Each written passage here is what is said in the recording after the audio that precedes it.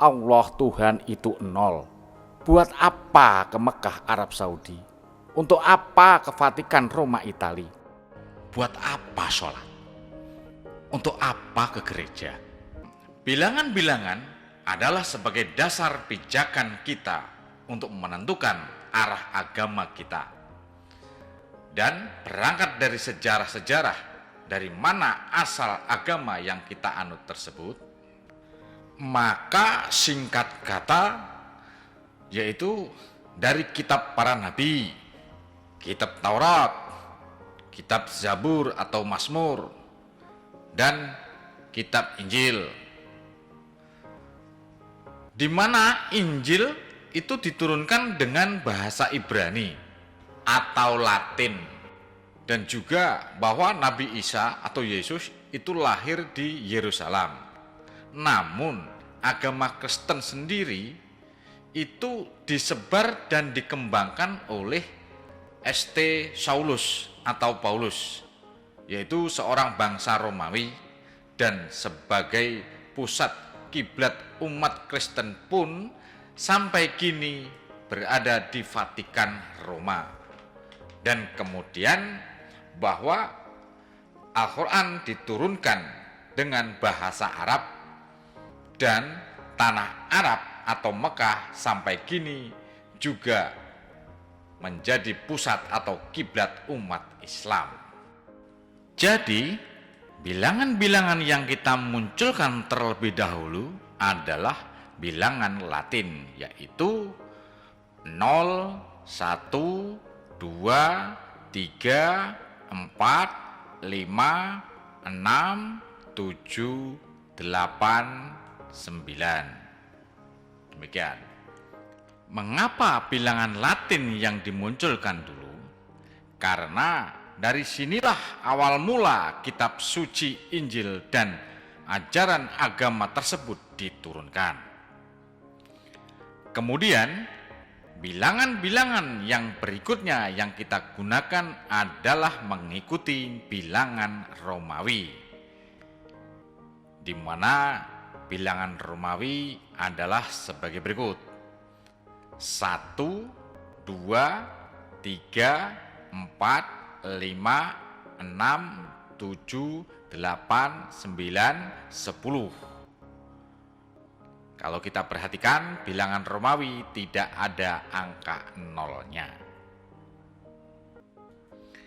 Di mana kita tahu bahwa bangsa Romawi lah yang pertama dan yang sangat gigih untuk memboyong dan menyebarkan konsep ketuhanan agama Kristen atau Nasrani di Roma.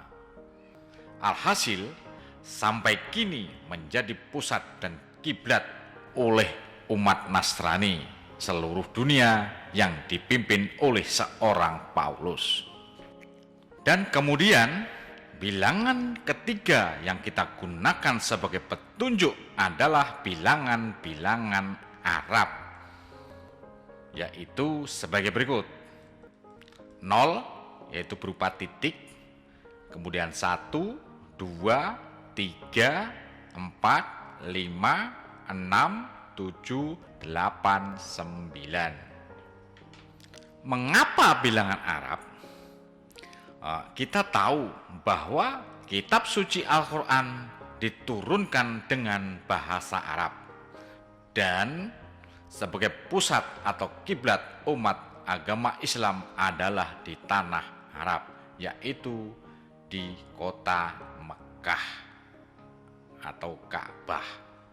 Di depan sudah dikemukakan bahwa urutan bilangan-bilangan risalah para nabi-nabi beserta kitab sucinya masing-masing yang menggambarkan tentang posisi atau sinyal-sinyal atau simbol-simbol, yaitu bilangan 1 kitab para nabi yaitu Mushaf, bilangan 2 kitab Taurat Nabi Musa, bilangan 3 kitab Zabur atau Mazmur oleh Nabi Daud, bilangan 4 kitab Injil yaitu Nabi Isa, yaitu menggenapinya.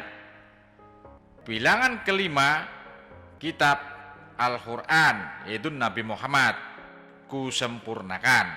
Dan kita tahu bahwa awal sebuah bilangan adalah bilangan 0, yaitu titik nolnya bilangan Arab. Namun sebelum kita lanjutkan, mari kita mengenali terlebih dahulu tentang tanda-tanda atau simbol-simbol dan sinyal-sinyal yang sering kita gunakan dan sering kita jumpai dalam kehidupan kita sehari-hari, yang mempunyai arti secara umum sama dan dapat dipertanggungjawabkan keabsahannya.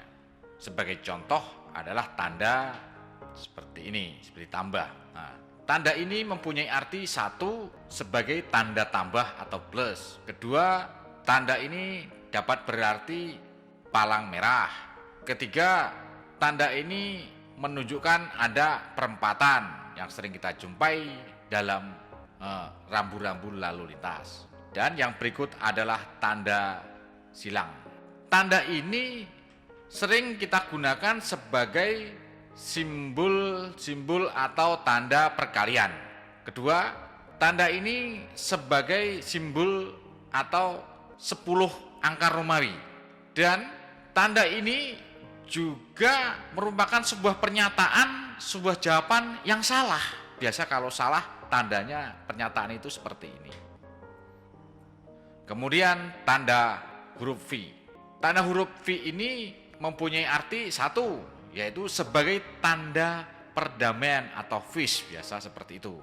Yang kedua, sebagai bilangan 5 Romawi. Jadi 5 Romawi seperti ini. Dan yang ketiga adalah digunakan sebagai pernyataan jawaban apabila jawaban itu benar. Simbol pernyataannya bentuknya seperti ini. Berikutnya adalah tanda talam. Tanda ini mempunyai arti satu, sebagai bilangan Arab, yaitu bilangan 5. Bilangan 5 Arab itu seperti ini.